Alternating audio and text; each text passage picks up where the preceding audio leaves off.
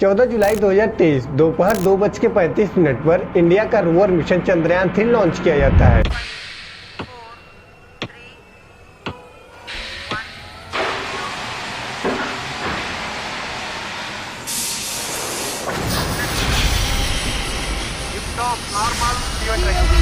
और करीब 40 दिनों के बाद 23 अगस्त 2023 को शाम 6:04 पर चंद्रयान 3 ने चांद के साउथ पोल पर सॉफ्टली लैंड करके एक हिस्ट्री क्रिएट कर दी। Sir, we have achieved soft landing on the moon.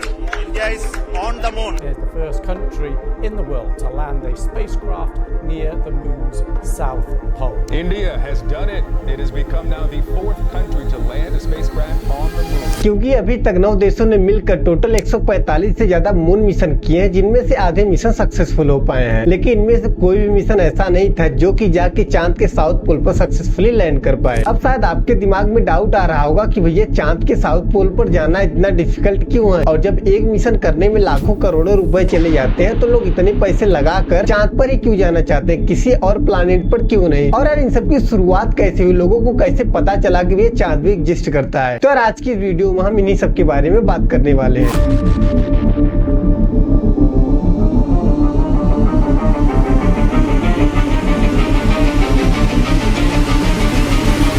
तो यार इस कहानी की शुरुआत होती है हजारों साल पहले, जब लोगों को सोलर सिस्टम के बारे में कुछ पता नहीं था और कोई ऐसा इंस्ट्रूमेंट भी नहीं बनाया गया था जिससे कि लोग यूनिवर्स मतलब स्पेस को अच्छे से एक्सप्लोर कर सके। तो ह्यूमन क्यूरियोसिटी की वजह से लोगों ने आसमान में ऐसे रैंडमली देखना शुरू किया और कुछ लोगों ने बताया कि भैया जो हमारी पृथ्वी है वो फ्लैट एक बॉक्स की तरह है और जो सूर्य, चंद्रमा और ये स्टार दिख रहे हैं ये हमारी पृथ्वी के चारों तरफ स्थित है। और धीरे धीरे और टाइम बीता और कुछ लोग और नए आए और उन्होंने बताया कि भैया जो हमारी पृथ्वी है वो गोल है, ना कि फ्लैट है, और ये जो सूर्य, चंद्रमा, तारे दिखते हैं आप, ये हमारी पृथ्वी के चारों तरफ स्थित है। और फिर इसे जियोसेंट्रिक मॉडल का नाम दिया गया। और फिर ग्रीक के 2 फिलोसोफर प्लेटो एंड अरिस्टोटल ने इस जियोसेंट्रिक मॉडल को और अच्छे से एक्सप्लोर किया और बताया कि जो पृथ्वी के चारों तरफ चंद्रमा, सूर्य और स्टार्स हैं ये पृथ्वी का चक्कर लगाती हैं। और लोगों को उनकी ये बातें थोड़ी लॉजिकल भी लगी, क्योंकि अगर आप पृथ्वी पर खड़े होकर चंद्रमा और सूर्य को ध्यान से देखोगे तो आपको फील होगा कि ये पृथ्वी का चक्कर लगा रही है। और लोग इस जियोसेंट्रिक मॉडल को काफी सालों तक सच मानते रहे, लेकिन 16वीं सेंचुरी में साइंटिस्ट निकोलस कोपरनिकस ने इस जियोसेंट्रिक मॉडल को गलत बताया और उन्होंने बताया कि ये जो हमारा सन है वो सभी प्लैनेट के बीच में है और जितने भी प्लैनेट है वो सूर्य का चक्कर लगाती है, ना कि सूर्य अर्थ का चक्कर लगाता है। और इसे निकोलस कोपरनिकस ने हेलियोसेंट्रिक मॉडल नाम दिया, क्योंकि लोगों का विश्वास जियोसेंट्रिक मॉडल पे काफी पुराने और लंबे टाइम से था। तो इस वजह से लोग निकोलस कोपरनिकस की इस हेलियोसेंट्रिक मॉडल को इतनी जल्दी से एक्सेप्ट नहीं कर पा रहे थे। और अभी तक जितनी भी चीजों का पता चला था वो बिना किसी इंस्ट्रूमेंट का यूज करके पता लगाया गया था, सिर्फ देख के ऑब्जर्व करके सभी चीजों का पता लगाया गया था। लेकिन जब टेलीस्कोप इन्वेंट किया गया और वैज्ञानिकों ने टेलीस्कोप का यूज करके यूनिवर्स को और पास से जानना चाहा तो उन्होंने देखा कि भैया जो निकोलस कोपरनिकस ने अपने हेलियोसेंट्रिक मॉडल में बातें बताई थी वो सारी सच निकली। और धीरे धीरे टेक्नोलॉजी इंप्रूव होती गई और यूनिवर्स के बारे में हमें और सारी बातों का पता चलता गया। और यहीं से हमें सोलर सिस्टम का भी पता चला, जिसमें कि 8 अलग अलग प्लैनेट्स है और उनमें से एक हमारा अर्थ भी है। और ये सभी प्लैनेट सूर्य से अलग अलग दूरी पर इसका चक्कर लगा रही है। और जो मून है वो हमारे अर्थ का चक्कर लगा रहा है। क्योंकि जो मून है वो हमारे अर्थ के सबसे करीब है तो वैज्ञानिकों ने इसे और अच्छे से एक्सप्लोर करना चाहा और फिर यहीं से शुरुआत होती है मून मिशन की।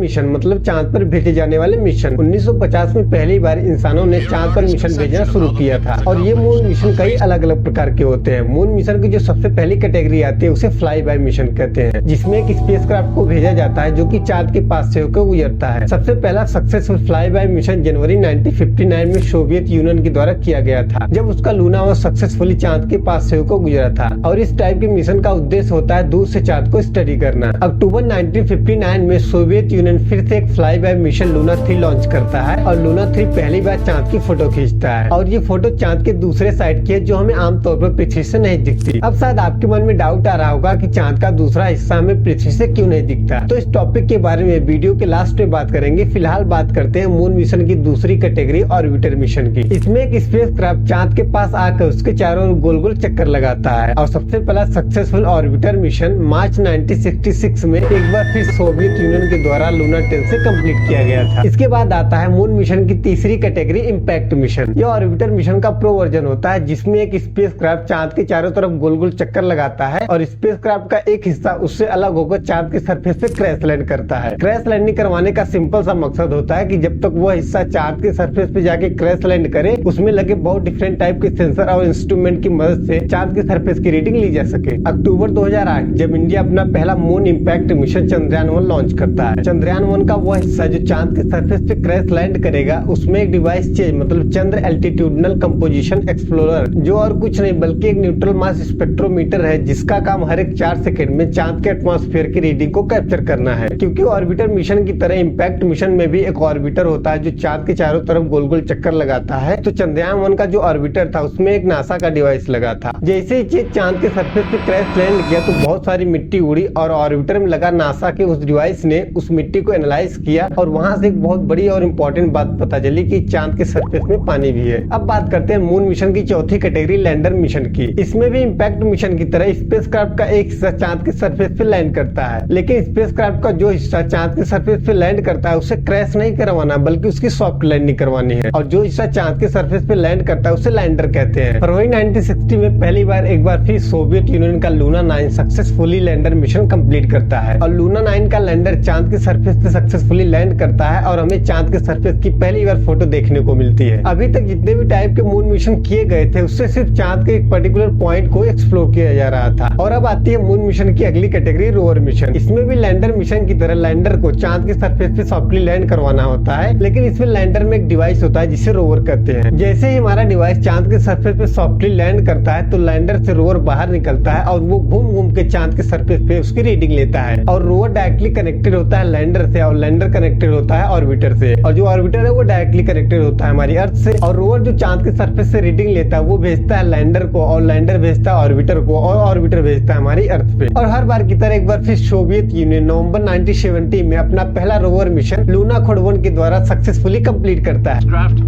And a big step forward for Soviet science called Lunokhod 1, and here's how this extraordinary Heath Robinson 8-wheeler was rolled down from the spacecraft onto the Sea of Rain. 2019 में पहली बार India का rover mission Chandrayaan 2 launch किया जाता है, लेकिन वो successfully चांद के सरफेस पे लैंड करने से पहले क्रैश कर जाता है। 2020 के मीडिया रिपोर्ट के अकॉर्डिंग चंद्रयान 2 में कुछ सॉफ्टवेयर ग्लिच आ गया था, जिसकी वजह से चंद्रयान 2 चांद के सरफेस सक्सेसफुली लैंड नहीं कर पाया, और उसी पर्पज को पूरा करने के लिए जुलाई 2023 में इंडिया का रोवर मिशन चंद्रयान 3 लॉन्च किया जाता है। और हम चंद्रयान 3 के बारे में डिटेल में बात करेंगे, लेकिन उससे पहले बात करते हैं मून मिशन की आखिरी कैटेगरी, ह्यूमन मिशन की। इसमें लैंडर में रोवर के बजाय इंसानों को भेजा जाता है और फिर लैंडर को चांद की सरफेस पे सक्सेसफुली सॉफ्ट लैंडिंग कराई जाती है। जैसे ही लैंडर चांद के सरफेस पे सक्सेसफुली लैंड करता है तो उसमें से इंसान निकल के चांद को एक्सप्लोर करते हैं, और ऐसा पहली बार हुआ था कि अमेरिका सोवियत यूनियन से पहले 1969 में अपोलो 11 के द्वारा ह्यूमन मिशन को सक्सेसफुली कंप्लीट करता है, जिसमें नील आर्मस्ट्रांग पहली बार चांद की सरफेस पे अपना पैर रखते हैं। अब शायद आपके मन में एक डाउट है, ह्यूमन मिशन रोवर मिशन से पहले कैसे सक्सेसफुल हो गया। रोवर मिशन में सबसे इम्पोर्टेंट चीज रोवर था, और सोवियत यूनियन को रोवर के एडवांस बनाने में काफी टाइम लग गया। उससे पहले अमेरिका ने अपने अपोलो 11 स्पेसक्राफ्ट को मून पर भेज के अपना पहला ह्यूमन मिशन सक्सेसफुली कंप्लीट कर लिया। अब वापस बात करते हैं चंद्रयान 3 की। 2019 में जब चंद्रयान 2 सॉफ्टवेयर ग्लिच की वजह से चांद के सरफेस पे सॉफ्ट लैंडिंग नहीं कर पाया, तो इसरो के चीफ ने बताया कि चंद्रयान 2 हमारा हाफ सक्सेसफुल रहा है, क्योंकि चंद्रयान 2 का ऑर्बिटर अभी भी चांद के चारों तरफ चक्कर लगा रहा है। करीब 3 साल बाद 14 जुलाई 2023 को इंडिया का फिर से एक रोवर मिशन चंद्रयान 3 को लॉन्च किया गया, और इसके लैंडर का नाम 1969 में इसरो की शुरुआत करने वाले विक्रम साराभाई के नाम पे विक्रम लैंडर रखा गया, और रोवर का नाम प्रज्ञान रोवर रखा गया। और प्रज्ञान संस्कृत भाषा का वर्ड है जिसका हिंदी मतलब होता है बुद्धिमान। विक्रम लैंडर और प्रज्ञान रोवर दोनों चंद्रयान 2 के लैंडर रोवर की तरह है, लेकिन विक्रम लैंडर में अपडेटेड सॉफ्टवेयर और प्रज्ञान रोवर में काफी सारे एक्स्ट्रा सेंसर लगाए गए हैं। इसरो के प्लान के अकॉर्डिंग चंद्रयान 3 की लैंडिंग लूनार डे मतलब जब चंद्रमा पे दिन होगा तब कराई जाएगी, और एक लूनार डे पृथ्वी के 14 दिन और रात के बराबर होता है, क्योंकि लैंडर और रोवर में जो उपकरण और सेंसर लगे हैं वो सारे दिन के अकॉर्डिंग बनाए गए हैं। और चांद का रात में टेम्परेचर माने 273 डिग्री सेंटीग्रेड तक चला जाता है, जिसकी वजह से रोवर और लैंडर इस सिचुएशन में काम नहीं कर सकेंगे। 23 अगस्त 2023 को शाम 6:04 पर चंद्रयान 3 चांद के साउथ पोल पर सक्सेसफुली सॉफ्ट लैंडिंग करता है। चांद के साउथ पोल पर सूर्य की रोशनी काफी लोअर एंगल से पड़ती है, और चांद के साउथ पोल पर ही बहुत बड़े बड़े क्लस्टर्स मतलब गड्ढे हैं और यही कारण है जिसकी वजह से चांद के साउथ पोल पर हमेशा अंधेरा रहता है। और जैसा कि हमने वीडियो की शुरुआत में बात की थी कि अर्थ का दूसरा साइड हमें पृथ्वी से क्यों नहीं दिखता, तो इसका जवाब एकदम सिंपल है, क्योंकि चांद अपने एक्सिस पे और पृथ्वी के चारों तरफ सेम स्पीड से चक्कर लगाती है और जैसे ही चांद अपना एक चक्कर पूरा करना चाहती है उससे पहले अर्थ की ग्रेविटी उसे खींच के नॉर्मल पोजीशन पे ला देती है और यही रीजन है कि हमें चांद का सिर्फ एक हिस्सा पृथ्वी से दिखता है। तो अगर वीडियो पसंद आए तो लाइक करो, शेयर करो, नीचे कमेंट करके बताओ कि वीडियो कैसी लगी और ऐसी वीडियो के लिए चैनल को सब्सक्राइब कर लो।